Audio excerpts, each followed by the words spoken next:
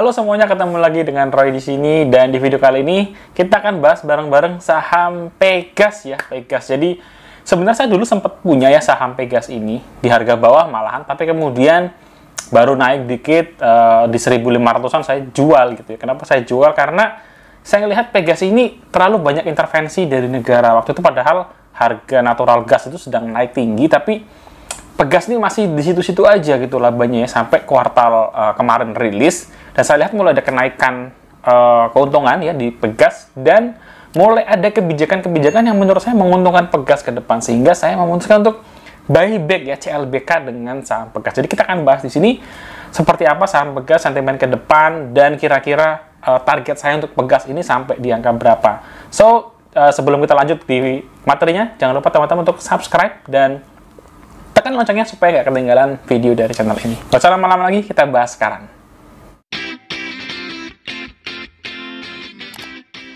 Oke teman-teman, mari kita mulai. Kita pindah ke layar monitor untuk membahas saham Pegas ya, Pertamina Gas Negara. Sebelumnya disclaimer on dulu, ini adalah pandangan pribadi saya untuk keperluan investasi, tidak ada ajakan jual beli dan tidak ada niat untuk menjatuhkan stakeholders tertentu ya teman-teman ya. Kita mulai dari sekilas perusahaannya adalah bisnisnya dulu teman-teman ya. Ini penting supaya kita ngerti bisnisnya Pegas ini apa gitu ya. Kalau kita tidak terlalu mempelajari, nanti kita tahunya cuma Pegas itu yang mendistribusikan jualan gas. Enggak ya. Jadi dia itu dimulai dari sisi upstream ya. Upstream ini berarti sisi hulu, dia punya produksi minyak dan gas ya. Jadi dia mulai dari sini dulu teman-teman, berangkat dari produksi minyak dan gasnya. Di sisi midstreamnya jelas dia harus melakukan pengelolaan ya, pengelolaan dan jalurnya nih. Gimana caranya? Ya, biasanya dengan pipa-pipa gas ya. Teman-teman sering menemui mungkin di beberapa area kelihatan ada pipa-pipa gasnya milik Pegas, yaitu salah satu bagian dari activity operasionalnya Pegas gitu ya. Nah di sisi downstream ini yang paling banyak itu distribusinya ya, bagaimana dia bisa membagikan produknya ini kepada customer. Siapa customernya ya? Pembangkit listrik, pelanggan komersial, pelanggan rumah tangga seperti kita ya, yang di rumahnya atau di apartemennya ada gas. Kemudian ada ke sektor industri, kemana lagi nih, pelanggan ke hotel-hotel dan restoran gitu ya. Jadi aktivitas downstream ini didukung oleh midstream dan upstreamnya Pegas. Jadi nggak tiba-tiba dia ujuk-ujuk atau dia mengambil dari pihak ketiga semua, enggak. Tapi dia punya upstream dan midstreamnya untuk mendukung penyaluran-penyaluran gas ini ke banyak area. Nanti kita bahas areanya mana aja ya. Jadi secara bisnis tadi kita bisa klasifikasikan ya, dia punya produksi dan gas bumi, dia punya gas transport agreement, dan punya hak atau bukan punya hak ya. Dia ditugaskan Pegas ini oleh pemerintah untuk melakukan penjualan kepada customer-customernya. Dan ini adalah wilayah operasionalnya, di mana ada transmisi, jalur pipa transmisi, kemudian stasiun pengisian dan lain-lain. Kalau kita lihat sebenarnya ini belum merata teman-teman ya, belum merata. Ini wilayahnya baru di sini aja nih ya.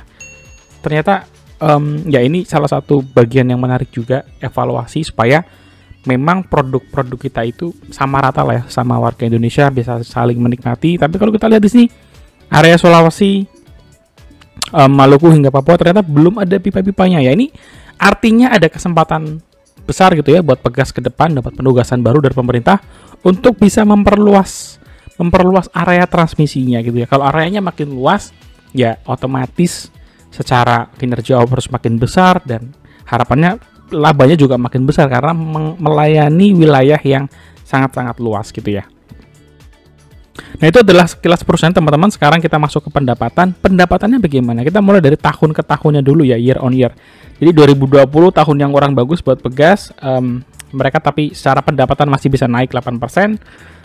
Sedangkan untuk labanya secara pendapatan naik 21,5% di tahun 2022. Jadi di tahun 2022 ini mulai ada peningkatan ya, perbaikan kinerja dari tahun sebelumnya gitu ya. Nah, tercermin di dalam laba bersihnya ya, di bottom line.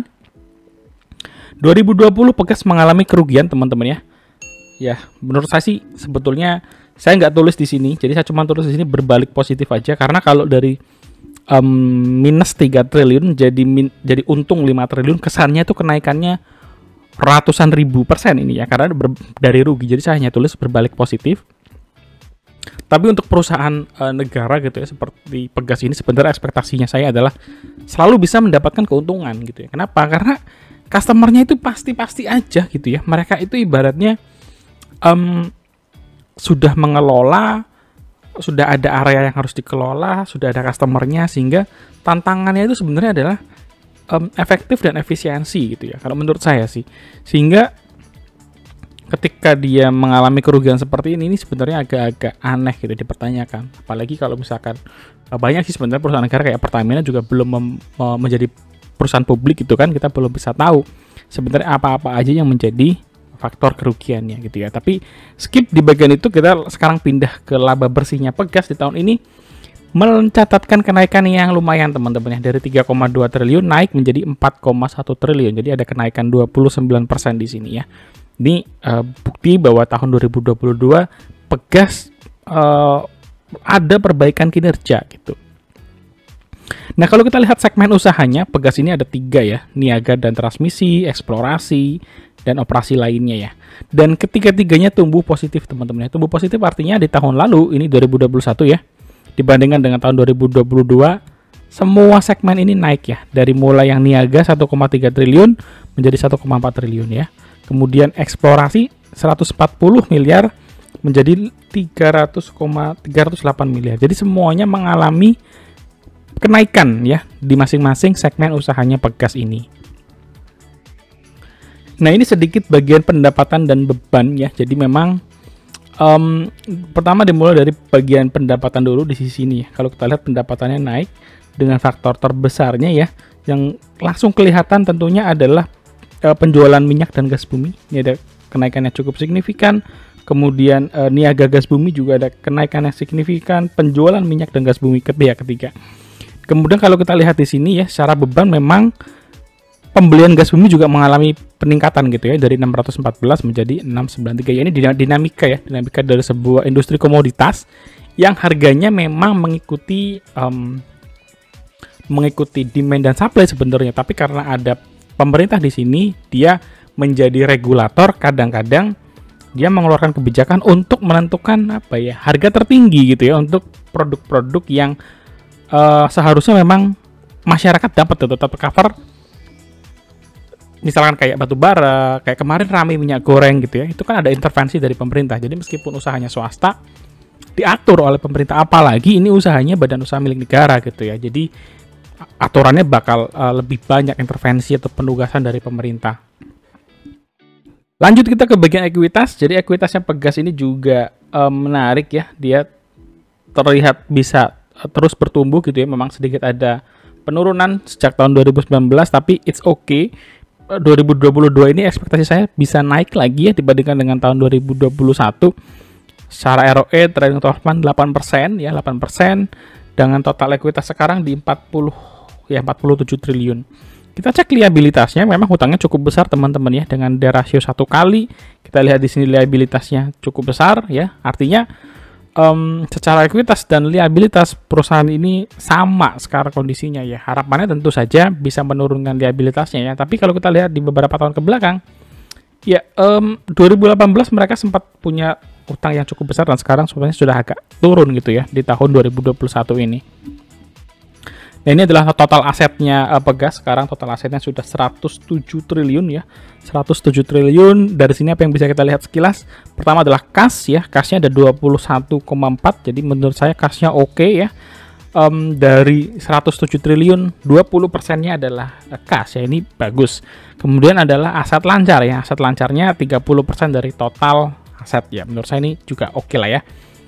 Sehingga kita nanti bisa sambungkan ya bagaimana Pegas itu bagi dividen 3 triliun ya di tahun ini. Ya, ini profitability-nya ya. Secara 5 tahunan memang kecil 3%, tapi kuartal terakhir kita bisa lihat ya net profit marginnya mulai membaik ya, 13%. Kemudian secara pergerakan harga setahun ini Pegas itu naiknya enggak ini ya 27% teman-teman ya, year to date. Tapi kalau setahun terakhir dia 53%. Jadi sebenarnya harga Pegas itu mulai beranjak naik 1 tahun yang lalu gitu ya, setahun yang lalu. Dan sebetulnya ya juga ini pembelajaran juga ya buat kita untuk semakin mempelajari bisnis yang kita pegang gitu. Jadi saya sebenarnya dulu sempat koleksi Pegas teman-teman ya, di harga 900, 1000, 1100 ya. Kemudian saya jualnya kecepatan di 1500. Karena apa? Karena saya kepikiran bahwa Pegas ini perusahaan yang diatur terus sama negara gitu ya.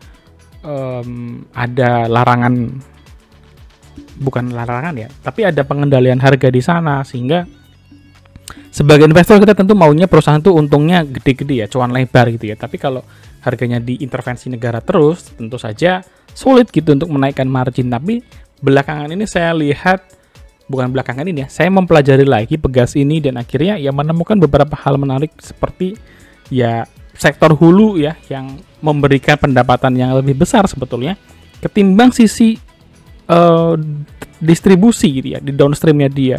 Jadi itu yang akhirnya membuat saya CLBK lah ya, memasukkan kembali Pegas ke dalam portofolio saya. Kemudian ada dividennya Pegas juga kemarin itu menurut saya besar, 6 tahun terakhir ya. Dia mengeluarkan 3 sekian triliun untuk bagi dividen, artinya perusahaan ini saldo labanya cukup oke, cukup tebal sehingga dia bisa tebar dividen. EPS-nya dia terakhir tertinggi itu 2018, tapi sepertinya 2022 bisa naik lagi nih EPS-nya dia ya. Setidaknya kembali ke harga 180-an lah ya.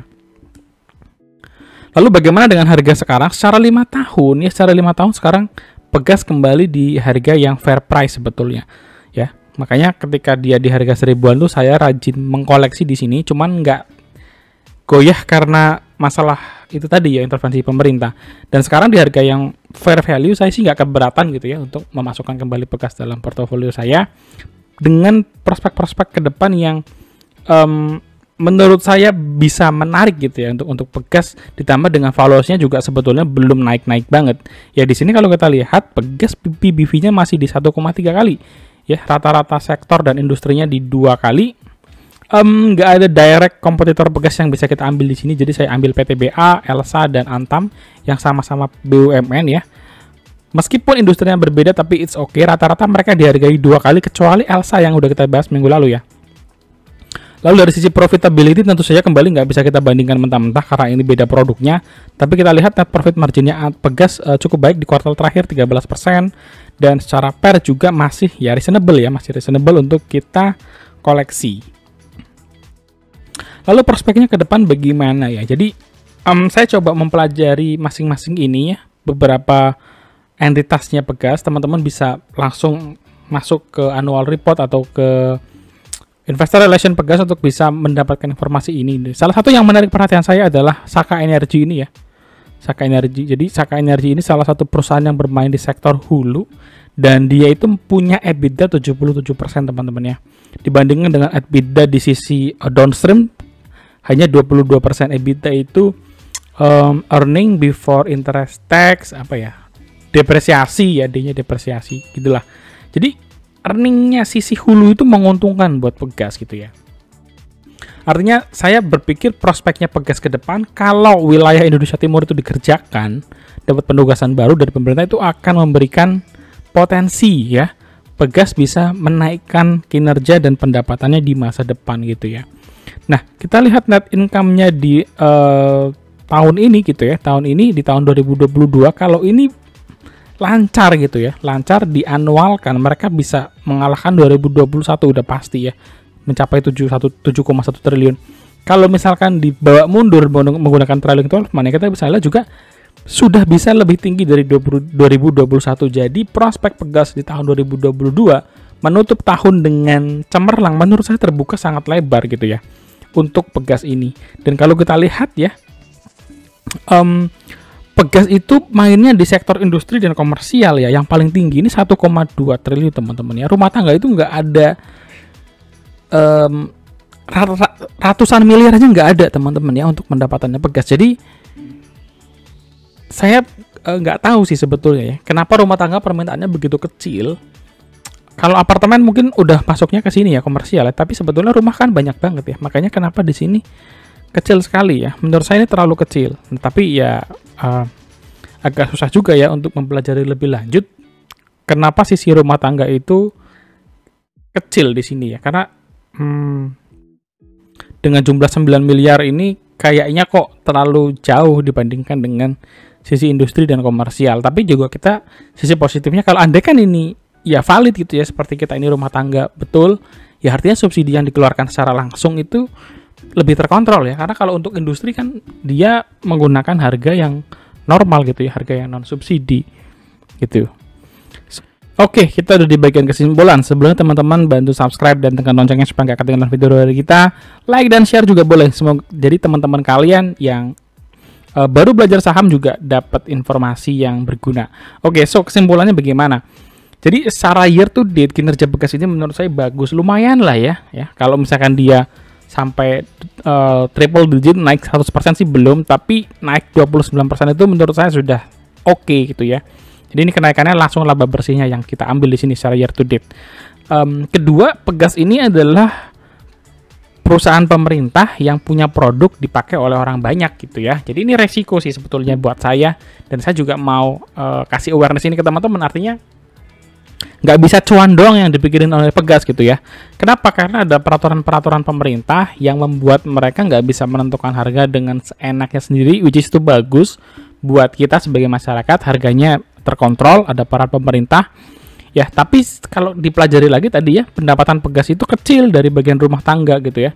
Jadi sekalipun mereka mensubsidi harga untuk rumah tangga, mereka itu punya market jauh lebih besar untuk industri dan komersial.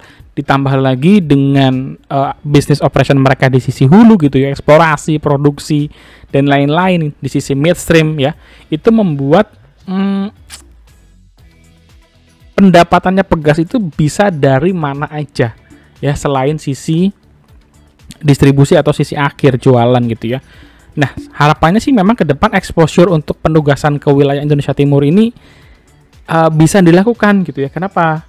Ya, di samping pemerataan ya, wilayah operasinya Pegas akan makin luas, pendapatannya bisa makin luas, dan labanya bisa meningkat dari tahun ke tahun. Harapannya sih gitu ya. Tapi saya sendiri mencoba mencari informasi belum dapat sih. Mungkin teman-teman ada yang kerja di Pegas atau tahu mengenai prospek atau plan penugasan Pegas ke depan, boleh share di kolom komentar, kita bisa diskusi bareng sehingga bisa menarik ya, saling berdiskusi antar investor, terutama buat yang tertarik dengan saham Pegas ini.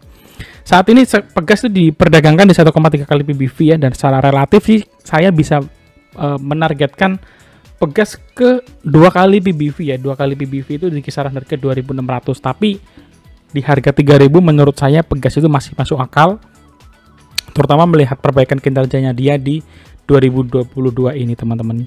So segitu aja video dari kali ini. Semoga pembahasan saham Pegas ini bisa membantu kalian yang sedang tertarik dan mau koleksi saham Pegas, mau cicil-cicil santai.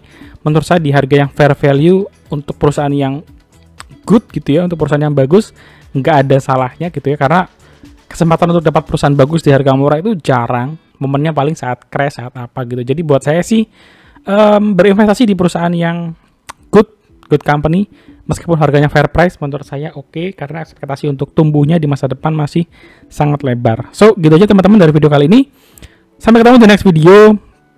Jangan lupa untuk subscribe, like, share, dan diskusi bareng di kolom komentar. Habis ini enaknya bahas saham apa lagi ya? Kalau saya sih pinginnya masih di sektor-sektor energi dan komoditas. Tapi kalau kalian ada ide, boleh tuliskan juga di kolom komentar. See you guys in the next video. God bless you guys. Bye-bye.